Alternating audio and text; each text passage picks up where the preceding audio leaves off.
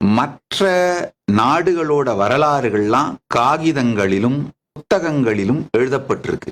நம்ம சனாதன இந்து தர்மத்தோட வரலாறு கல்லில் எழுதப்பட்டிருக்கின்றது, நம்முடைய ஆலயங்களில் வடித்து வைக்கப்பட்டிருக்கின்றது. நல்லா புரிஞ்சுக்குங்க.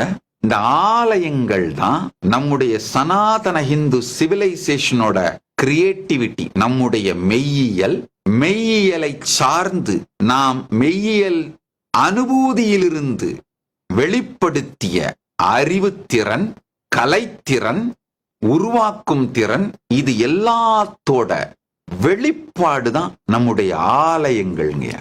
நம்ம கிரியேட்டிவிட்டி, நம்முடைய ஆய கலைகள் 64ன்னு சொல்லுவோம். அதாவது நம்முடைய இறை அனுபூதியிலிருந்து வெளிப்படுத்தப்பட்ட இது எல்லாத்தோட வெளிப்பாடு தான் நம்ம ஆலயங்கள். நம்ம கோயில்ல இருக்கிற திருமேனிகள், இறைவன்கள், இது எல்லாமே புனிதமானது மட்டுமல்லாது அது நம்முடைய வாழ்க்கை முறையின் வெளிப்பாடு. இதான் நம்ம சனாதன இந்து தர்மத்தின் உச்சத்தின் சாத்தியம்.